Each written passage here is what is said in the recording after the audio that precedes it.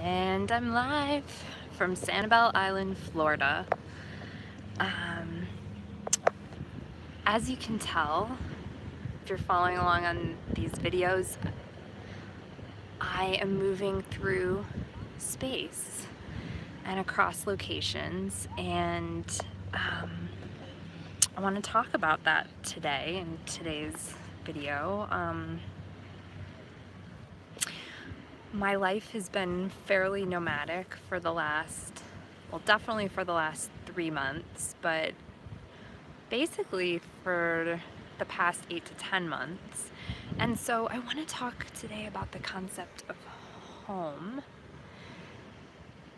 And like Sanibel is, so I'm here on Sanibel Island this week creating space with my mom to work on her manuscript, her book that she's authored, to review it and get a letter ready to query to agents. So, and it just reminds me that there's something really beautiful with not really having a home, like being nomadic, that really writes home what's important, like what really matters. So I'll talk about that, but like being here with my mom is so great in that way. Like I don't think I would have created this if I wasn't like relatively homeless right now. So that's awesome. But Sanibel is inspiring me to talk about home and what does home actually mean? Because I'm here. Sanibel Island is on the Gulf Coast of Florida, and it's well known as being a place renowned for shelling throughout the world. Like there's just heaps and heaps of shells coming up on shore here, and yeah, there you go. Here's where I am, and so when I was at my mom's house a few weeks ago, I was cleaning out my childhood room, and I found this book, Gift from the Sea, that I'd always wanted to read. It was written by Anne Morrow Lindbergh. She actually wrote it here on Sanibel and Captiva Island back in the 50s, I think, and it was so brilliant and perfectly timed. I don't know, it was an intuitive hit to bring this with me. And she was inspired by the islands, and particularly the shells of these islands, to think about her life using those metaphors in nature. And so she talks about like shells. I'll just read like a short excerpt because I think it's brilliant, and it'll frame up what I'm going to talk about.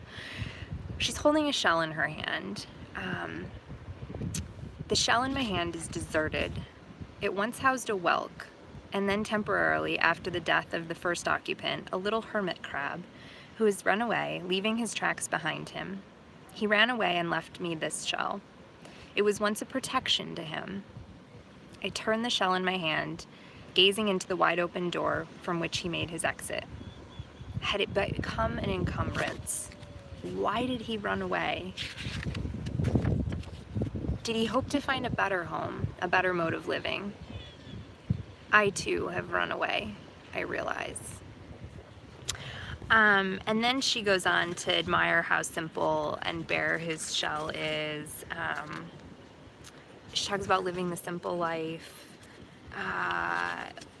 Like, I don't know, there's so much like beautiful stuff in here.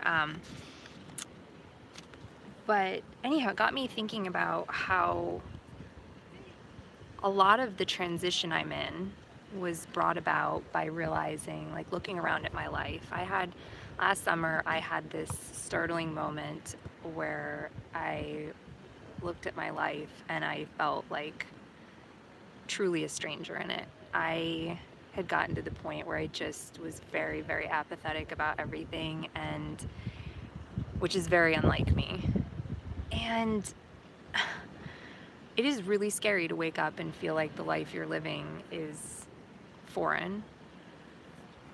And it called for vacating my shell, like literally. So I'm sitting here in these piles of shells like just literally sitting on vacated homes, essentially. And it's really got me thinking about, like, not just me, but like, what are all the shells that are currently, like, shell metaphorically, like the shells, the places we're used to vacating or living, or like used to habitating and living in.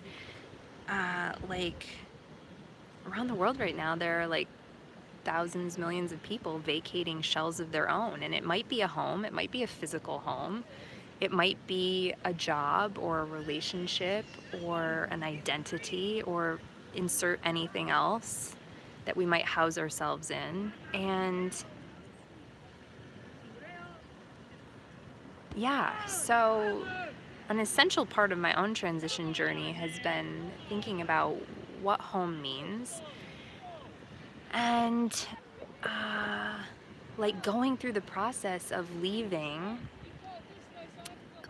a shell, a familiar shell, and being vulnerable. Like, I think about like I mean, a lot of it is like not having a shell for a while, and that was the essential experience I wanted. I don't think I necessarily intentionally created it for myself, but I was essentially like, I look at this little shell and I'm like, oh, like the little creature who lived here was like, oh, it's time to peace out. And that was kind of what I did, more or less, was like, it's time to vacate my life. My life feels foreign. I don't know what I'm doing here. This is not my shell anymore. And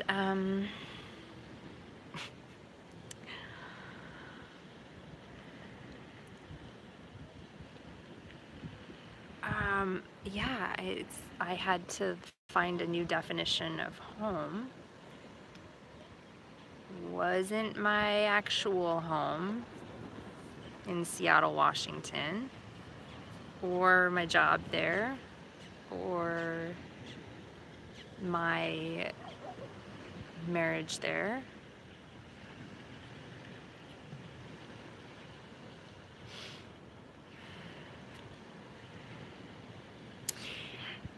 And I started on a spiritual journey at that point, where I literally was like, peace out, life. Peace out.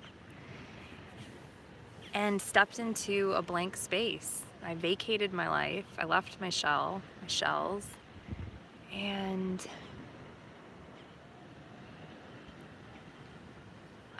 stepped into a scary, vulnerable space. And it was the there that I realized that, like, home is where I am.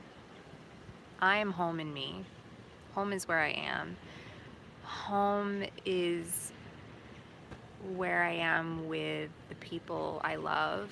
Home could be with strangers, as long as I'm connected or connecting. I don't know, like, it's still forming what is home. But the point is,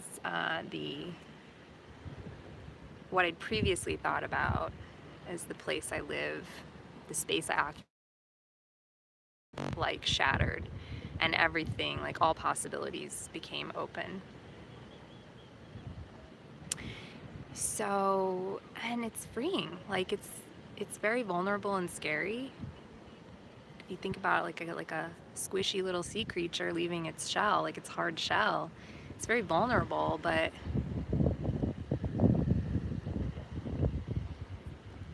it's also really freeing.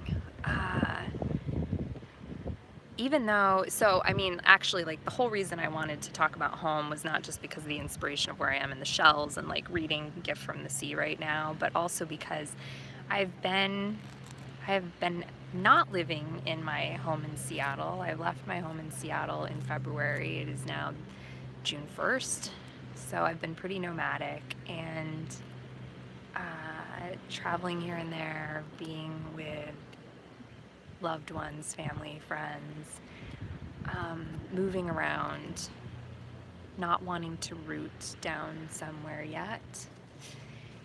And it's very freeing, because you start to, okay, so here's what I say. It's very freeing. It's also very hard, because there's, like, the practical reality of, oh, I don't know where I'm going to sleep in 10 days. Like, I've got a place to sleep for the next 9 or 10 days. Cool. I don't know where I'm going to be after that. Um, and there's this other piece that's like really freeing. It's like, it's almost like I just traded in this shell, looking for one here, for this shell. It's a lot lighter.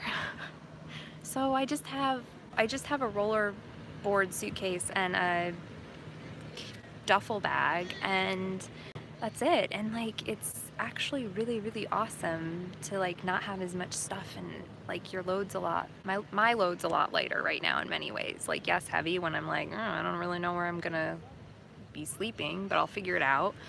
And keeping possibilities open, but like, oh my gosh, like you learn what, it sounds so cliche, but you really learn what matters. Like, what do I actually need? Like, well, I need a handful of clean clothes.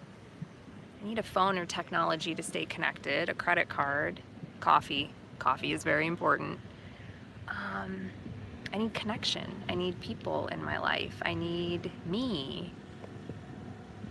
Like, it's just so simple. Like, my life in many ways has gotten so, so much better because I have re-examined and redefined and experimented with the notion of home, partially through physical geography, but also in like just my soul. Yeah, I don't really know what else I want to say here. This is just one of those very big topics that I continue to just like a big mega topic through all of the transition I've gone through that I keep revisiting over time. And I'm sure like as I'm like, one of the questions in my head is like, where am I going to settle down? Like, I mean, yes, there's this realization that wherever I am is home, and there's this other realization that I don't think I want to keep wandering forever. So yeah, it's really exciting to strip everything away, and it's like everything is auditioning to come back into your life. Like, what do I really want to be there? What really matters most? And to have truly the lightest, the most beautiful, strongest, lightest shell possible, and nothing more. Just like really the most essential. So that's it for today. Ciao for now.